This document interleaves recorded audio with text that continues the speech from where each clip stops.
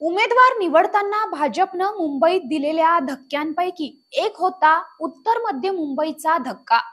High profile court cases सरकारच्या बाजूने लढवणारे लोकप्रिय वकील उज्ज्वल निकम यांना तिकीट देऊन भाजपनं गुगली टाकली। तर दुसरीकडे काँग्रेसच्या लोकप्रिय महिला नेत्या आणि माजी मंत्री वर्षा गायकवाड यांना तिकीट देत महायुतीनेही आधीच धक्का दिलेला होता। उज्ज्वल निकम विरुद्ध वर्षा गायकवाड अशी दुहेरी लढत उत्तर मध्य मुंबई लोकसभा मतदारसंघात पाहायला मिळणार आहे। 18 पगड जाती धर्माची मुंबई खऱ्या अर्थानं या मतदारसंघात एकवटलेली दिसते। त्यामुळे नेहमीचे धार्मिक जातीय राजकारणाचे ठोकताळे मुंबईतल्या या मतदारसंघात लावता येत नाहीत। पार्ल्यात राहणारे उच्चभ्रू मराठी गुजराती मतदार इथं आहेत, तसंच कुर्ला बांद्राच्या झोपडपट्टीत राहणारे मुस्लिम मतदारही इथे आहेत। चांदिवलीची मध्यमवर्गीय कनिष्ठ मध्यमवर्गीय घरं आहेत आणि बांद्रा वेस्टचे फिल्म स्टारचे बंगलेही इथे आहेत। असा हा सर्वसमावेशक मतदारसंघ, त्यात इथले दोघेही उमेदवार या मतदारसंघासाठी नवे आहेत। या दोघांना तिकीट देण्यामागे युती आणि आघाडीनं काय गणित मांडलं होतं, प्रत्यक्षात या जागेवर कोणाला कौल मिळणार, प्रत्यक्ष मतदारसंघात काय परिस्थिती आहे याचा सविस्तर आढावा घेऊया व्हिडिओच्या माध्यमातून। उज्ज्वल निकम यांच्या उमेदवारीबाबत कुठला बेत शिजत होता आणि कुठल्या काँग्रेस नेत्यामुळे गायकवाडांची अडचण होऊ शकते हे सगळं जाणून घेण्यासाठी हा व्हिडिओ शेवटपर्यंत नक्की पहा। नमस्कार, मी भाग्यश्री आणि आपण पाहत आहात बखर लाईव्ह।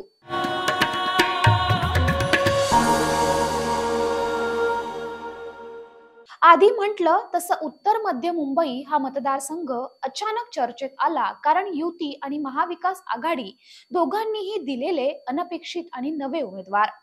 अर्थात वर्षा गायकवाड आमदार आहेत, पण त्यांचा विधानसभा मतदारसंघ हा उत्तर मध्य लोकसभेत मोडतो, त्यामुळे त्यांच्यासाठी हा मतदारसंघ नवीनच म्हणावा लागेल। उज्ज्वल निकम तर राजकारणातच नवीन। त्यांना सुरुवातीला त्यांचं मूळ गाव असलेल्या जळगावातून उमेदवारी देण्याचा बेत शिजत होता, पण विद्यमान खासदार पूनम महाजन यांचं तिकीट कापायचं ठरवल्यावर हा मतदारसंघ अलगदपणे निकमांकडे आला। मुंबईच्या या मतदारसंघात भाजपच्या पूनम महाजन या विद्यमान खासदार आहेत। आतापर्यंत त्यांनी 2 वेळा याच मतदारसंघातून विजय मिळवलाय। काँग्रेसकडून दोन्ही वेळा प्रिया दत्त यांना पूनम यांच्या विरोधात उमेदवारी दिलेली होती। दोन्ही वेळा त्यांचा पराभव करून पूनम महाजन निवडून आल्या। मात्र पूनम यांच्या विरोधात असलेली नाराजी पाहून त्यांचं तिकीट कापणार हे जवळपास स्पष्टच झालं होतं। भाजपच्या आशिष शेलारांचं कार्यक्षेत्र असलेला बांद्रा याच लोकसभा मतदारसंघात येतो, त्यामुळे त्यांना तिकीट मिळणार अशी चर्चा होती। पण आशिष शेलार हे लोकसभेसाठी इच्छुक नव्हते, त्यांना दिल्लीपेक्षा राज्यातच रस असल्याचं दिसलं, त्यामुळे त्यांच्याऐवजी नवा उमेदवार शोधायचं निश्चित झालं।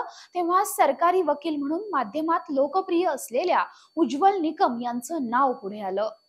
निकम यांची ही पहिलीच निवडणूक। त्यांची उमेदवारी ठरल्यावर त्यांनी भाजप पक्षात प्रवेश केला।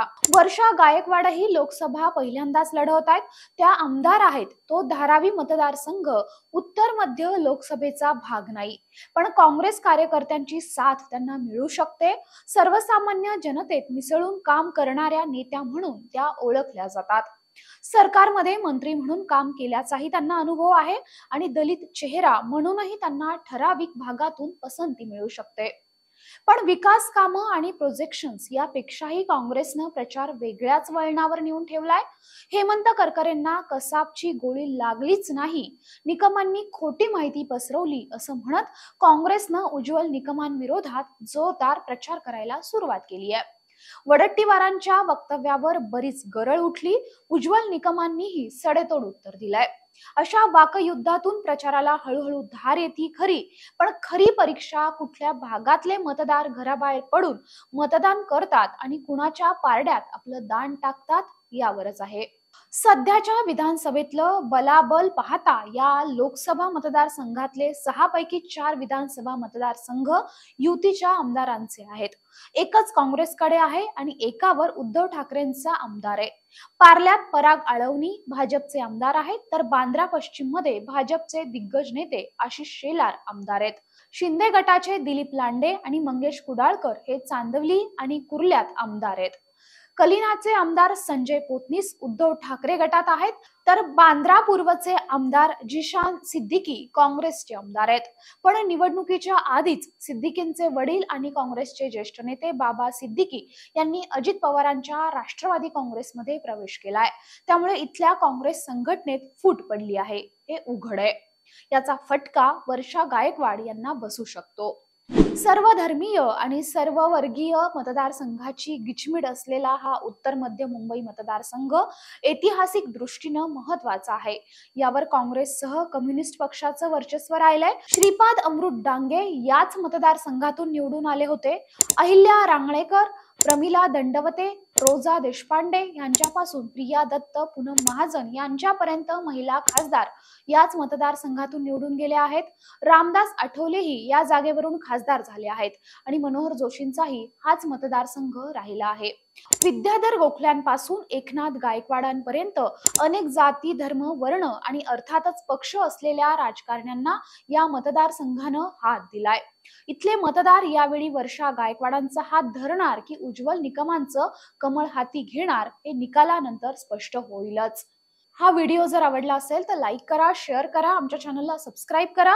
तुमच्या प्रतिक्रिया आमच्यासाठी महत्त्वाच्या आहेत, त्यामुळे कमेंट नक्की करा.